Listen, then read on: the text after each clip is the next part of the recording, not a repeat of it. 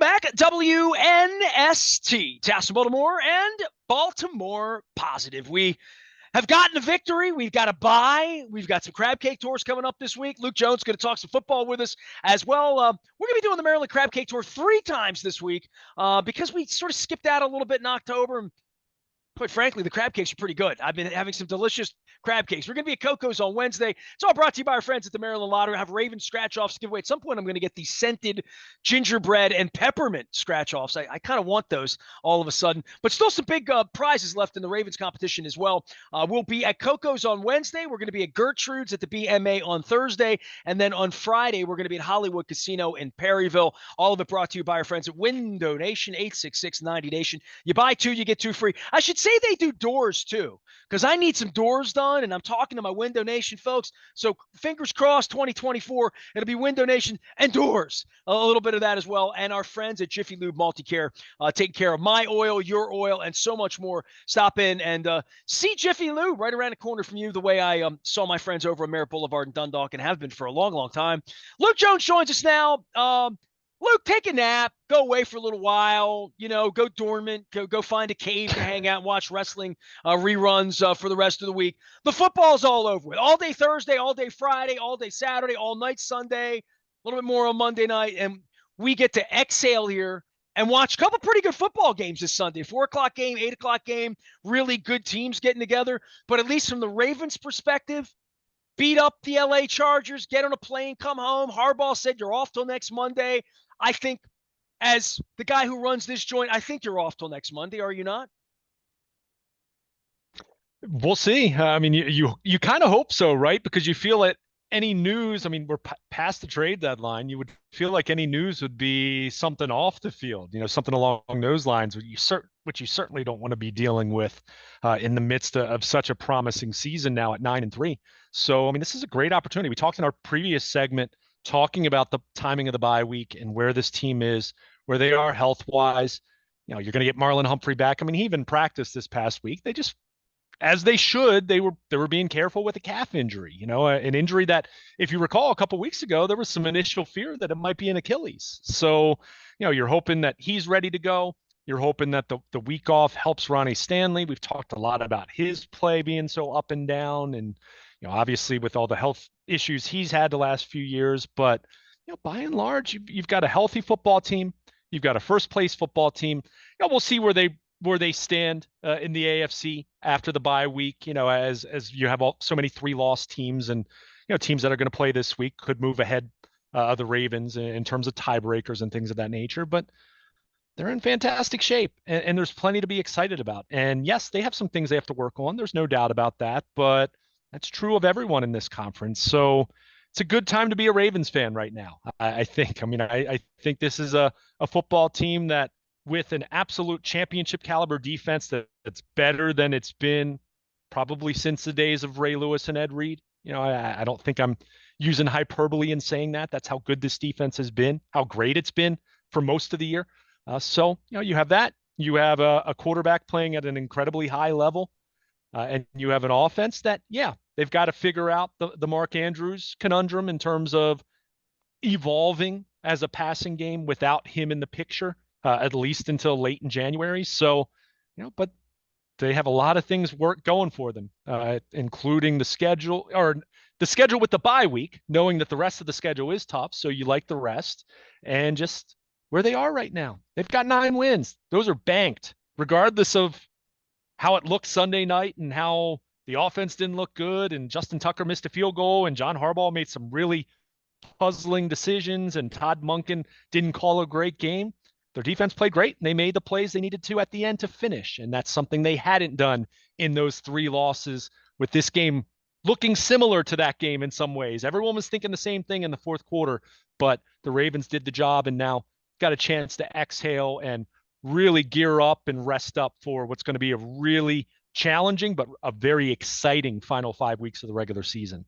Luke, and watching these broadcasts, and look, man, I would be fighting through LAX right now, trying to get on a plane and fly 8 hours home and figure out my Monday night, figure out the week. The team's already back and all that. But watching how ESPN portrays it, NFL Network, the weekend of football, the balance of all of it, seeing them on Sunday night and not even watching the pregame show. Like I didn't know Collinsworth wasn't even doing the game till like 8:15 because I was engrossed like everybody else in that Eagles-Bills game, watching that thing. It goes to overtime. It feels like it's never going to end. Everybody's getting rained on. It's freezing up in Philly. By the way, those Philly throwbacks. Yeah, we talk fashion tweets here. Yes to that.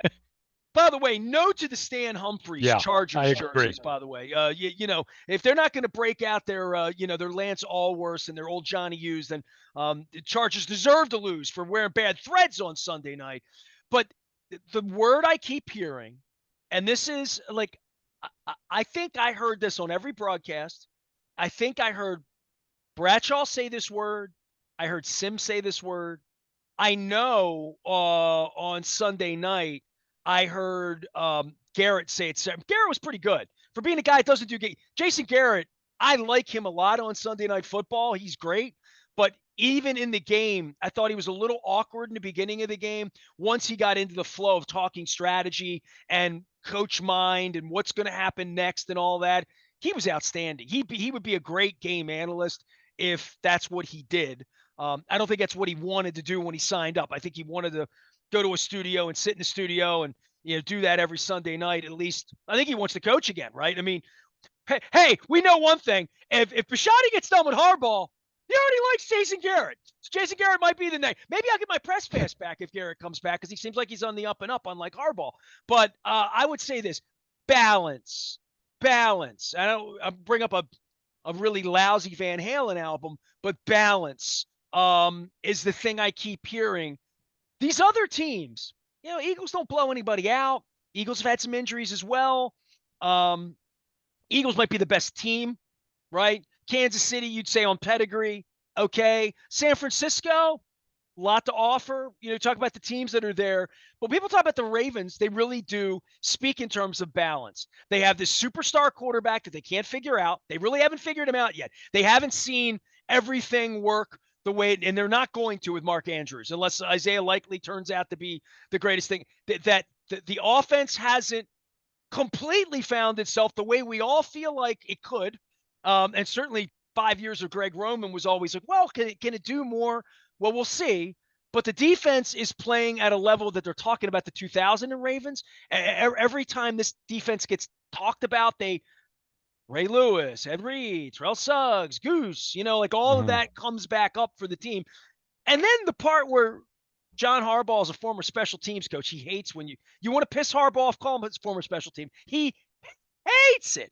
So, but he is it. And because of that, and because of Tucker, and because of whatever the cook to stout thing is, and wherever they are with Duvernay returning kicks, you believe that they have a top 10 offense, a top 5 defense, a top 8 special team. I'm just saying from that perspective, not every team feels like they're going to come at you with all 3 phases of the game, plus the pedigree of Harbaugh, plus we're now, 12 games into the season, and they haven't been blown out. The 3 they lost, they should have won.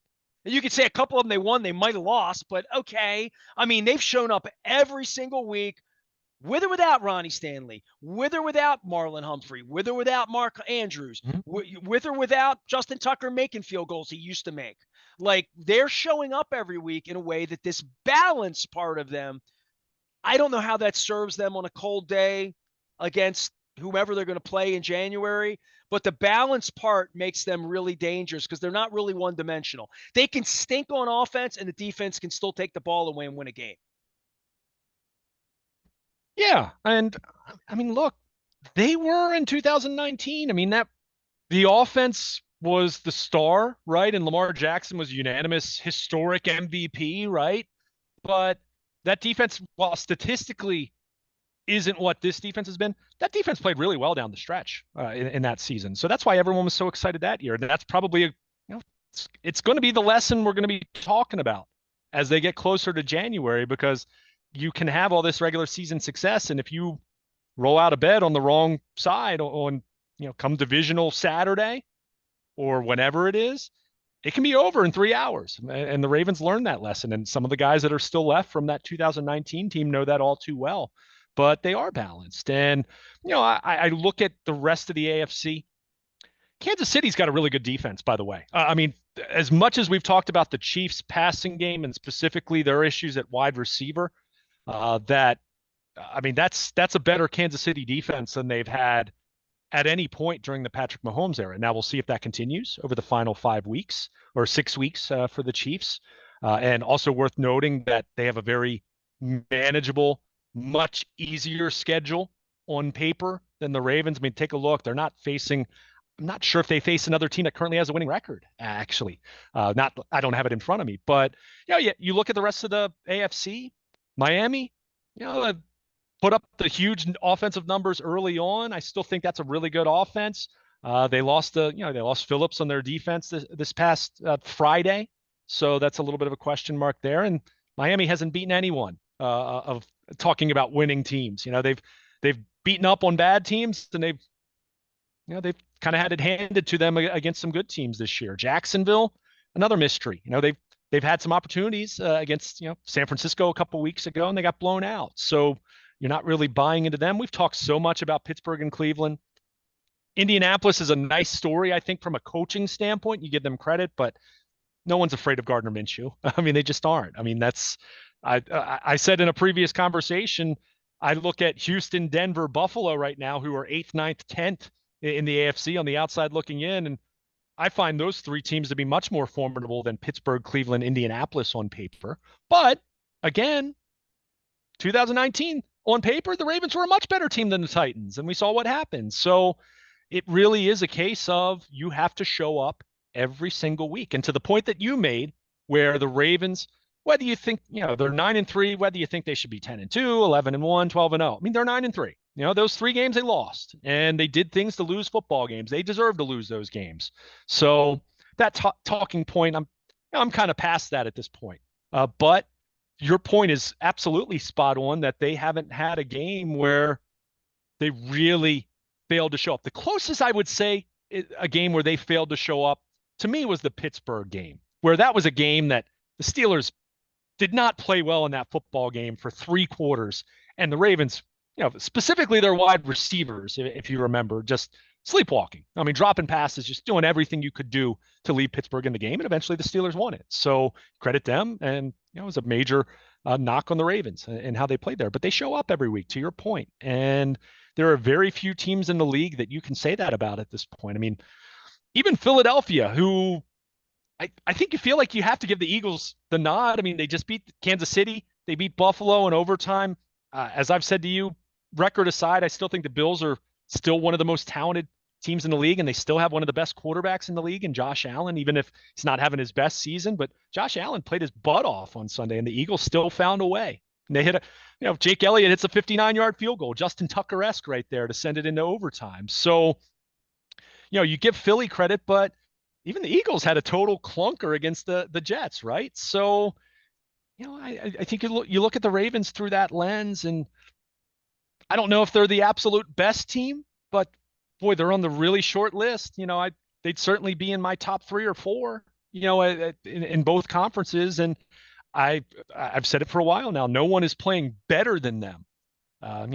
Second half of the Cleveland game aside for 6 or 7 weeks now, really, when you go back. So they're in great position, and we'll see what happens over the last 5 or 6 weeks, as we've seen in the NFL. And we saw over this last week with Burrow going down, Mark Andrews going down. I mentioned Phillips for Miami.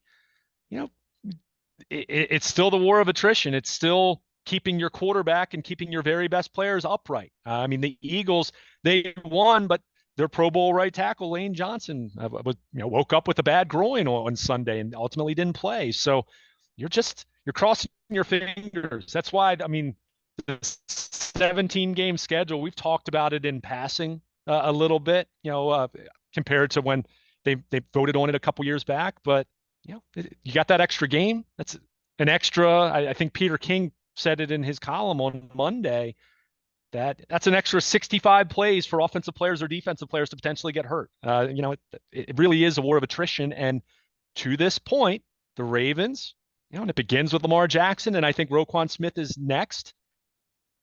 They've other than Mark Andrews, they've mostly been able to survive. Even the J.K. Dobbins injury, which at this point feels like it might as well have been 2 years ago.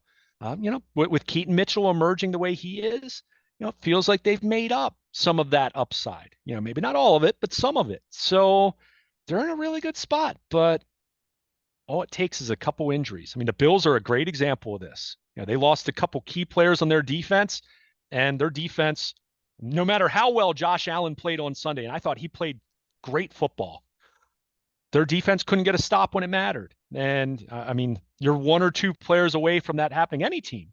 So, that's where you're the Ravens. You love having a late bye and everyone can feel fresh and kind of rejuvenated as they get back at it next week and get ready for the LA Rams and then 4 tough games to close the season. But, it's always a little bit of a roulette game, right? That you're hoping that it's not your quarterback. You're hoping it's not your top wide receiver or your top corner or your top linebacker. I mean, it's just how the game works, especially with 17 games as opposed to 16.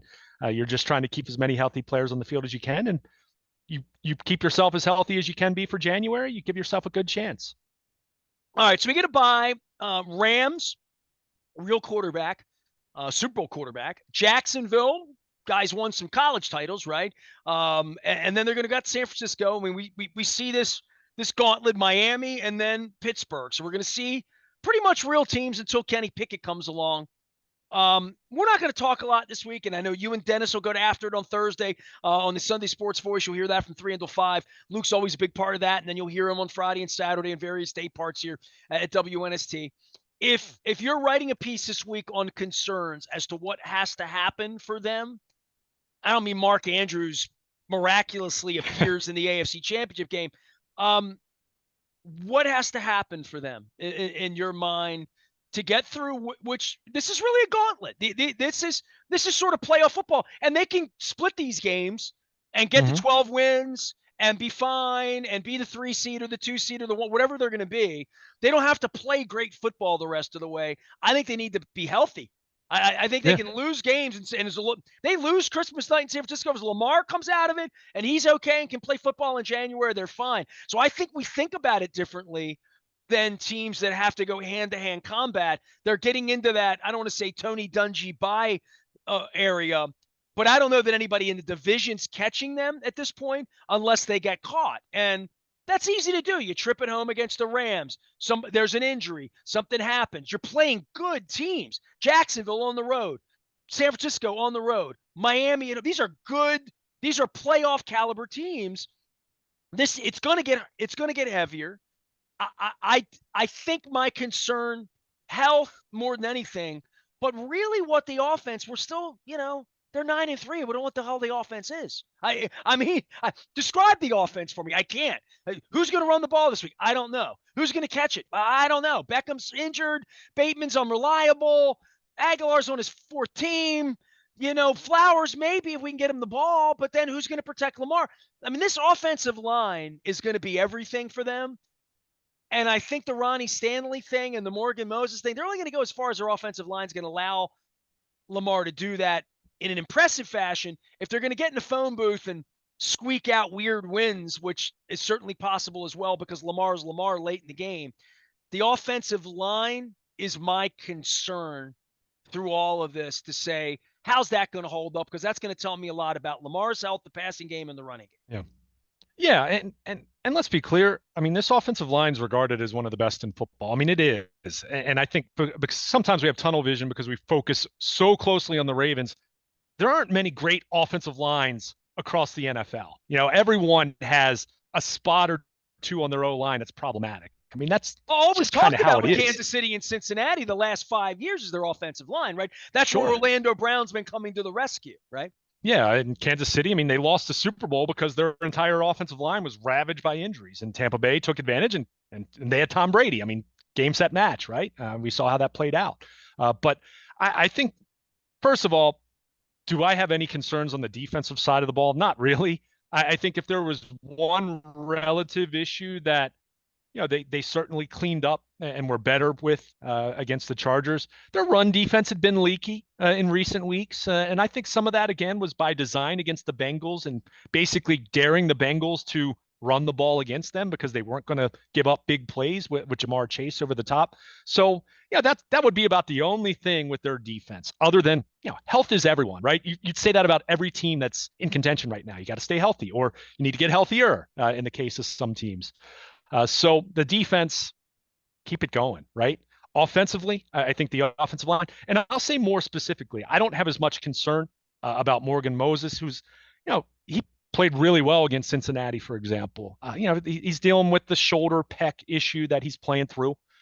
So, it'll be good. These next couple weeks will be good for him. But I feel great about Linderbaum. I feel really good about Kevin Zeitler. I feel fine about Morgan Moses. I'm concerned about the left side of the line more so with Stanley. Not that Stanley is a bad player now, but is he a $20 million tackle at this point? He's not. And we're seeing that. And I think you're seeing at times where Todd Monken's kind of fighting against himself to put Patrick Ricard on the field to help in, to give them 6-man protections rather than 5-man protections. And at times you have to help out Stanley. And look, let's be clear and let's be fair to Ronnie Stanley. Khalil Mack's still a heck of a player at this stage of his career. He's having a great season, kind of a renaissance for him after the last couple of years, looking like he was a little more on the downside. So, I'm not even basing this solely on Sunday night, but, some concerns there. And, John Simpson's at times has been good, other times not so good. So the left side of the offensive line, it's not a grave concern of mine, but if you're asking me things that can get better, things that can solidify, things that, they can fortify over the last 5 weeks, I mean, that's certainly something you point to. And the offense in general, I will say this, you made mention of, their identity and who's going to get the ball and where's Lamar going to throw to. In some ways, that's not always a bad thing from the standpoint of if you don't have these major tendencies, or if defenses have to account for more than one back running different types of schemes, whether you're talking outside zone, whatever it is. I think Keaton Mitchell is such an X factor for them in terms of giving them a little more home run ability that Gus Edwards just doesn't give them. And Gus Edwards is great at what he does, but he's not a home run hitter as a running back. So I'm really intrigued to see how that combination, that thunder and lightning combo, how that develops over these last 5 weeks. Do we see more Keaton Mitchell? Do we see Gus Edwards slide into a little more of a situational role than he was the first half of the season? And you got the Andrews conundrum. I mean, it's a problem. That you are so used to having Mark Andrews be Lamar's safety net. And again, it'd be the same thing if Travis Kelce, if news came out Monday or Tuesday that Travis Kelce's done for the year. I mean, Kansas City would be, especially considering their wide receiver position, which is worse off than the Ravens at this point, which is crazy when you think about the history of the Ravens at that position. Patrick Mahomes would be in big trouble in terms of not having anyone to rely on. So, they've got to figure that out, and they've got to see how that's going to evolve. And Zay Flowers already was a big part of what they're doing. So I think, if you're Todd Monken, you're continuing to find creative ways to get him the ball, as they did late on Sunday night. I want to continue to see them do that. But it really is a matter of Isaiah Likely, you need to step up. Rashad Bateman, you need to step up. Odell Beckham, whatever it is the last 3 or 4 weeks that's had you looking more explosive and healthier, just bottle that up. If that means we're only going to play you 25 snaps every week, then so be it. Because those 25 snaps can be more productive in the same way that you think of a situational pass rusher who doesn't play 50 snaps a game, but gives you 25 great snaps. So, they've got to figure that out, and certainly for Lamar, he's been so accustomed to having Andrews and one other guy kind of be the guys that he focuses in on. And that was especially true with Greg Roman's offense, but it still remained true this year. I mean, it was Andrews and Zay Flowers, and then you'd mix in a little bit of, Bateman here and there, Aguilar here and there, Beckham here and there. So they've got to figure out who that more consistent guy to emerge is going to be. Maybe it still ends up being Isaiah Likely. But if it is, that means Zay Flowers, you need more from him, and you need more from the other wide receivers. So that was a long explanation for, I don't think they have a fatal, there's not this grave concern that I have about this football team in the way that a year ago at this time I was telling you what. I don't think their wide receivers are good enough for them to win a Super Bowl. And obviously Lamar got hurt, and then that question became elementary because the season was over anyway, for all intents and purposes. But this football team is fantastic defensively. They are very good and at times great offensively, but they haven't been as consistent there. But still, I mean, look at this. The numbers don't lie. I mean, look at the run of 30-plus point games they were just on here recently, until Sunday night. They had scored 30-plus in 5 straight games. I mean, by the way, scoring's down around the NFL this year. So you think about that. Their offense is in great shape. I mean, this has been a top 5, top 6, top 7 offense at worst, and yeah, it could be more consistent. That's a good thing, by the way, in terms of thinking upside and this team trying to reach its ceilings. So, and yeah, I get it. Justin Tucker missed a field goal on Sunday night. Is Justin Tucker having his best season? No. That was his first miss inside 50 yards all year long. Of the 20 potential problems this football team could have because of injuries or other things that could pop up that you wouldn't even be thinking about right now, Justin Tucker's still not anywhere close to being high on that list. Well, if he pulled a hamstring, it would really screw the season up. Sure, no question. Right? I mean, he's important. Right. And him making 44-yard field goals automatic is important. I mean, we saw the Bills miss a couple of field goals early in the game and cost them a game. I mean, that's the way it's going to be tight. If he's missing field goals against the 49ers, they might lose.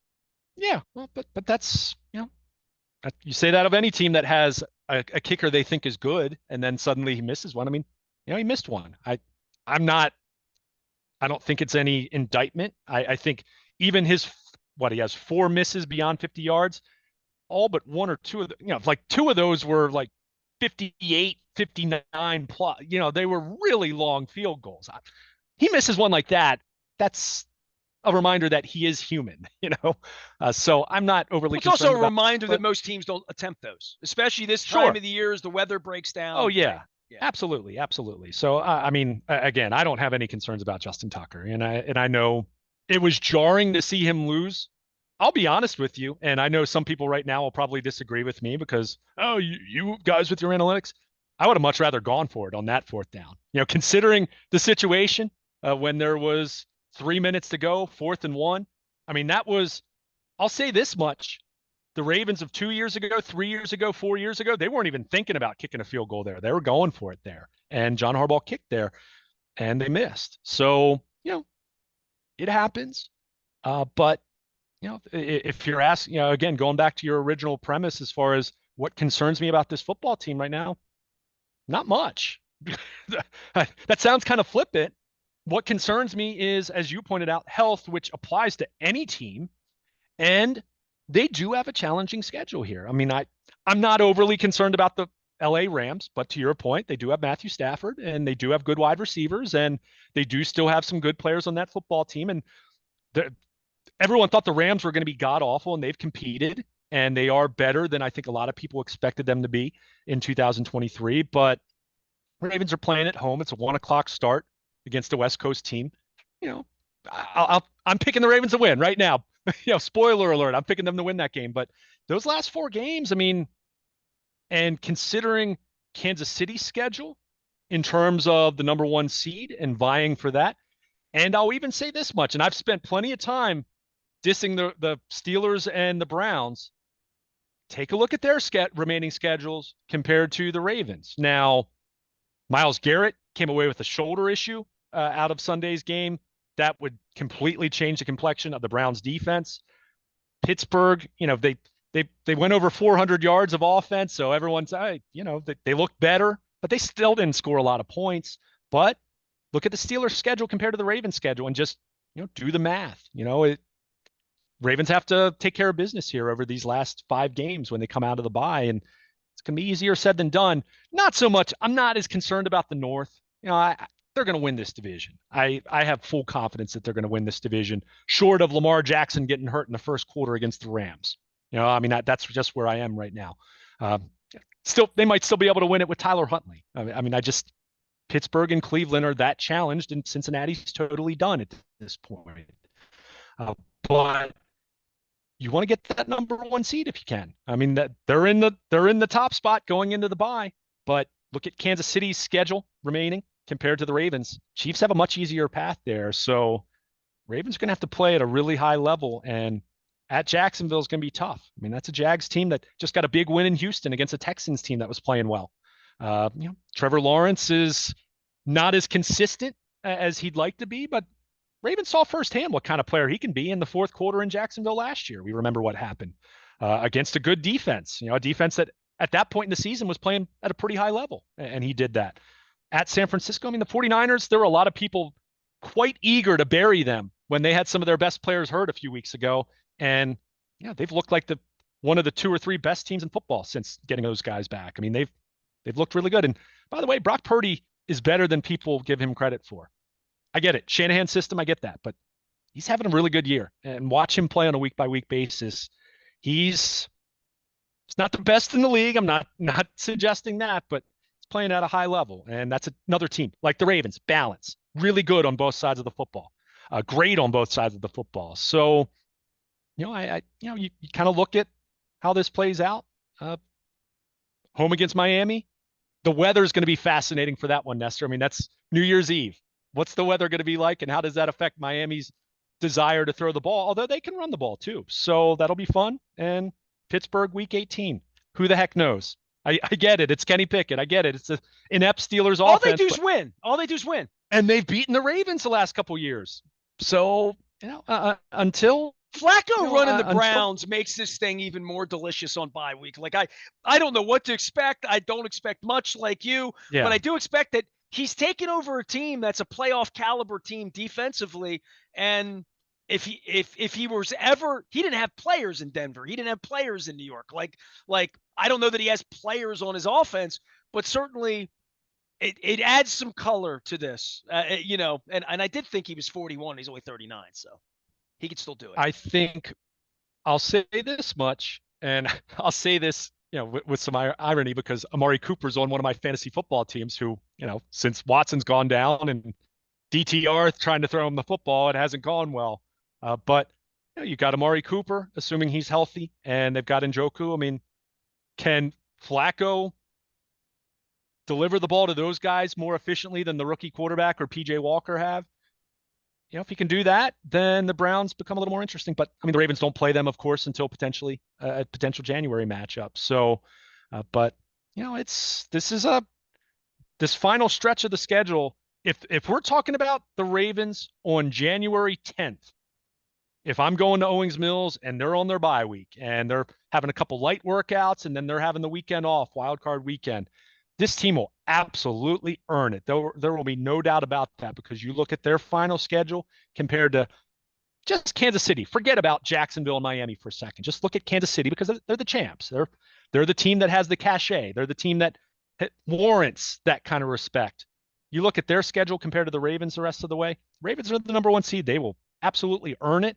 And whether it's going 4-1, whatever it is, if they win out, who knows? Not saying that I think that's going to happen, but if they do, boy, there's going to be a lot of excitement about the potential for this football team in the month of January, because it's definitely, it's not going to be handed to them. They're going to have to go take it with this remaining schedule that they're going to have coming out of the bye.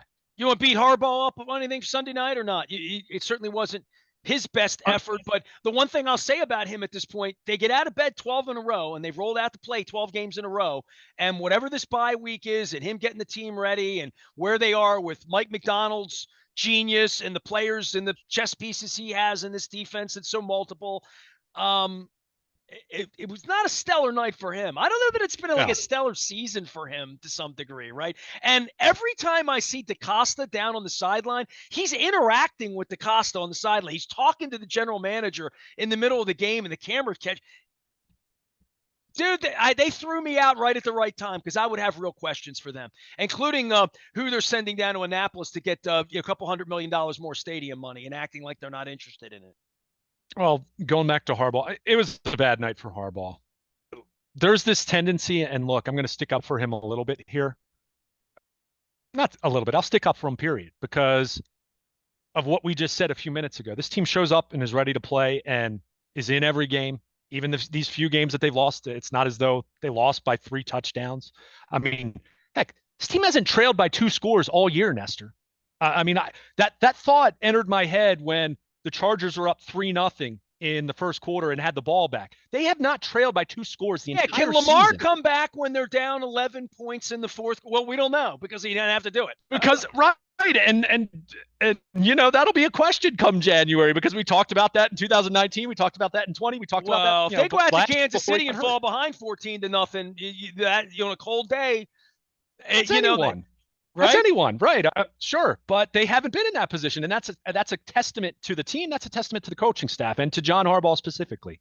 But it was a rough night for him. I mean, I know the exact quote. He was asked about it after the game. His quote: "I'll say this: we had trouble with the down and distance and what the spots were pretty much the whole game, just understanding what it was going to be. The Lamar run, I'd say no. We could see that one. It did look short to us. I disagree with him there, but." Fine. You know, that was his explanation. The Aguilar one, which, by the way, that horrendous spot on that. I mean, that criminally bad spot on the Aguilar catch and run that he had a first down by 1.5 yards. I don't know what they were looking at, but John said we thought it was a first down. In all honesty, we thought it was ruled first down, and we thought it was a first down. It wasn't until after the next play that we realized it was short. You know, with that, keep in mind, they were going up to the line. They were trying to use tempo on those scenarios, but someone has to have more awareness there. And I get it. The second one, they still got a first down, you know, what, a play or two later. So it didn't change. He challenged the lateral. It was in front of him. Like right. It literally, when the highlight, I almost took a picture of it and put it up online just to be a dick, because I'm like, dude, it happened in front of you. The ball went backwards. It was obvious that it was obvious. See, I'm going to disagree with you on that one. And this is where context matters. Those two obvious challenges, and full disclosure, let's give the disclaimer here. Challenging the spot of the ball is typically something that doesn't have a high success rate, but both of those were so obvious they would have been overturned. For me, where I laugh is not that he challenged that. That was a high leverage situation, and it wasn't clearly a lateral, but I think it was clear. You know, when you saw it, it wasn't a forward pass, right? At the very least, it was a straight line, which that is legal. You know, as long as it's not going forward. It was so awkward to see, and you never see ever. I don't see it done in Pop Warner. It doesn't happen anywhere ever on a college football game. Nobody does that play, and it's so weird. You're like, oh, the ball went backwards. You can get away with that. I mean, if you're crazy enough to throw the ball backwards and the guy drops the ball and somebody picks it up and runs with it, I mean, that's part of it. It's such an awkward play, but I never thought it was forward. I mean, like in real time, it never occurred to me that that's home run throwback, which is another game I was at, by the way. Which a lot of people say was forward back then. That was a forward pass, yes. But you also have to remember, and with super slow-mo and high definition coming in vogue the last 20 years, so many laterals in the past, because you have to remember the physics. You have two players running in motion. The ball is in motion as you lateral it. There are times where it looks like a lateral, but then you see it, you slow it down and you see it in real time. It's actually a forward pass. I did not have a problem with that challenge itself if it had followed 2 successful challenges on the spot of the ball that were very obvious ones that you should challenge, because it was a high leverage situation. It's the same way that we talk about this early in the fourth quarter, where, you know, if your opponent completes a 5-yard pass and it's incomplete, but it's kind of inconsequential to the game situation, you say, that's not, the juice isn't really worth the squeeze in that situation. I saw somebody challenge a first drive I watched so much football. I don't know what game it was. Somebody challenged a first drive, 5-yard, insignificant, and I'm like, what are you challenging that for early in the game? I don't remember who it was, but it was goofy. Right, exactly. So, and that's my point in not having a problem with him challenging that, given its impact on the leverage of the game and win probability and that spot, and considering the down and distance and where the scoreboard was. But it was just, it was hilarious that he challenged that one after not challenging those 2 obvious spot of the ball. I thought the hilarious thing is when they pulled off the camera to the top and looked down, Harbaugh was literally standing where the ball was, and the ball clearly went not forward, backward. And it was very obvious when he threw the ball that he was throwing it back where he knew he could look down the hash and say the ball's got to I go. still don't. I didn't think it was. It never. It was awkward. It was weird. It never looked illegal to me. And if I were standing on the field, I guess my point is Harbaugh had the best view of Yeah. anybody in the stadium. He was on the line, and he still challenged it and lost. And I thought to myself, not good, John. Not good. Maybe I should text John and well, I don't, but not good. And so he's not a great in game. Over 15 years of this, he's great at getting a team ready. He's great at the jockocracy of all of it, and dealing with the things and smiling and talking about God and making everybody feel good. But in the game, he's not great. He never has been great, and that's a weird thing that he doesn't want more help, because it's very obvious he just sort of reaches into his sock and throw that he's not getting the right kind of guidance, to your point, that there's not an eye in the sky yelling down his father. Literally put your dad up there and let him yell it, because you'd listen to your father. I don't know who else he'd listen to, because it's John, right? I mean, anybody knows John would listen to anybody but John. But have somebody beep you and say throw the flag or don't throw the flag, because over the course of time, he hasn't been great with the moment that it happens, and I don't know that he's getting the proper help. And I think it's weird that DaCosta's down on the sideline trying to sort of gauge. And I'm sure if Eric and I showed up on a plane together and like we used to and flew together, he would say to me, I'm down there because I want to get inside of John's mind to see what he's dealing with. Because I've never been a coach. I've never been like, I can hear Eric saying that, but 10, 12 weeks into this, the fact that the general manager's standing 5 feet from the coach, it's just weird to me. And these challenges that are right or wrong or do or don't, and Harbaugh's talking to the general manager under the plate. It just, all of it. They need a grown-up, Ozzie, somebody upstairs that says, John, that needs somebody that's on it, some Matt Weiss that's on it, They do have people. I mean, every team has people upstairs. But it's not working, whatever it is. Right, exactly. No, I agree with you. Again, I had no problem with that challenge. It was 3rd and 17, late in the third quarter. It's a 10-point game. Again, that's a situation where, and I'll go back and say it, because of the physics, because of slowing the ball down, when you're lateraling the ball while you're in movement, there have been plenty of laterals over time that when you slow it down actually are forward passes, because you look at the trajectory of the ball. Now, I agree with you. When I saw it in real time, I thought it was probably okay, but probably okay to me in a 3rd and 17 situation when you have a 10-point lead with 2 minutes to go at the end of the third quarter. I didn't really have a major problem with him challenging that, even if he thought, you know what, this might only be a 25% chance of getting overturned, but it's worth it. But it is crazy through the lens of knowing that they didn't challenge those other 2 spots, and where was the breakdown there. And again, it's something with the operation. There's some hiccup there in terms of, I get it, you're trying to use tempo in some of those scenarios where you get up to the line and you want to go no huddle, prevent the other team from substituting. So I understand where it's coming from, but when you have 2 that were very clearly first downs and you didn't challenge either one of them, but then you challenge that play, which again was not I'll agree with you that it wasn't a high percentage. I'm just saying from a game leverage standpoint, I think it was worth it, because that was the difference of the Chargers getting into Ravens territory and having a chance to score a touchdown compared to punting. So I understood it, but the juxtaposition of those, and I'll go back to kicking the field goal, 4th and 1, 13-10 with just over 3 minutes to go. I mean, even if Justin Tucker makes that, you're still only up 6. You're still in a position that a touchdown beats you. That, to me, that would have been the spot to be aggressive, to try to get the first down. Not with a direct snap to Gus Edwards, mind you, which I did not like that play call in the second quarter. But that was the spot where I thought they got a little too conservative, and Tucker ends up missing the field goal. But all in all, came back to their defense, played at a championship level. And even on a night when their coaching staff, talking John Harbaugh and Todd Monken, had off nights, Mike McDonald and the defense, boy, they just rose to the occasion time and time again.